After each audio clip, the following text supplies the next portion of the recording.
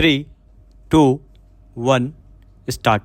That, however, did not obviate the legal requirement that the burden must be discharged by the plaintiff of establishing its own case.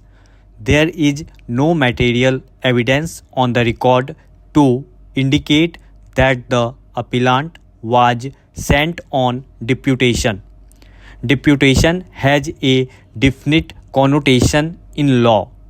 A two-judge bench of this court in state of Punjab versus Inder Singh has clarified the concept of deputation and stressed on the particular rights and liabilities that are associated with a deputation which occurs only with the consent of the employee. The concept of deputation is well understood in service law and has a recognized meaning.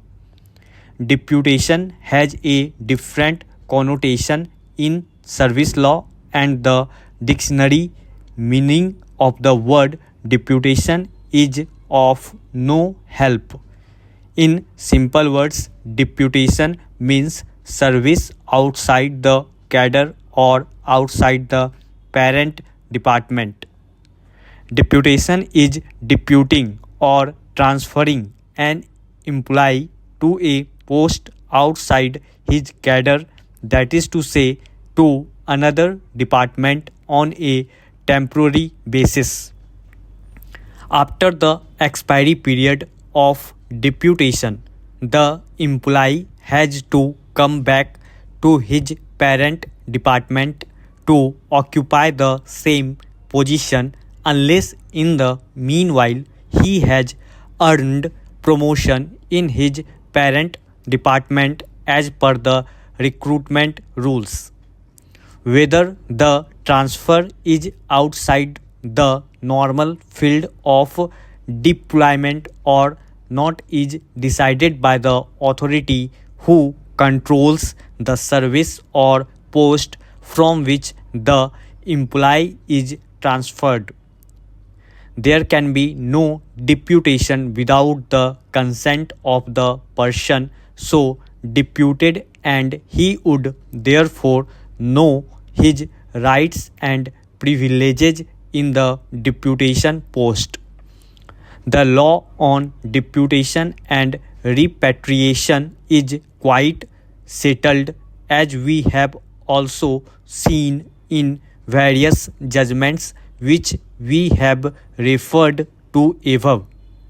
A deputation would also involve a third party, the borrowing employer, who discharges specific rights and obligations towards the employee and the lending employer.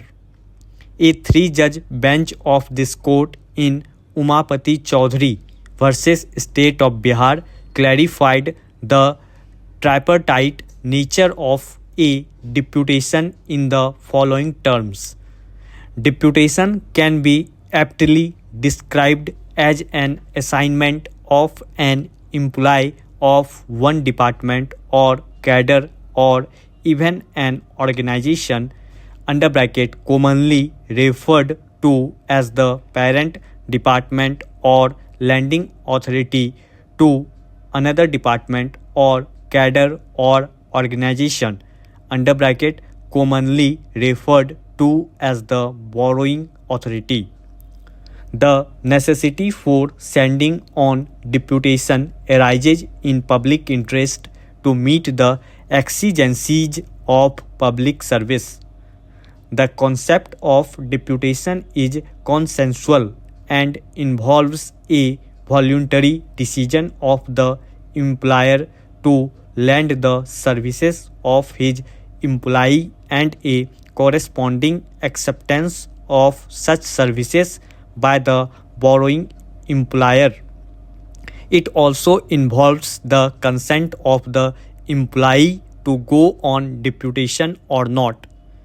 In the case at hand, all the three conditions were fulfilled.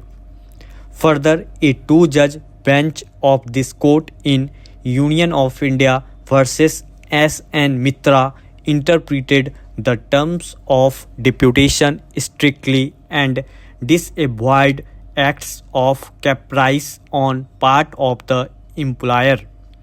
The controversy that has emerged in the instant case is to be decided on the touchstone of the aforesaid principles of law.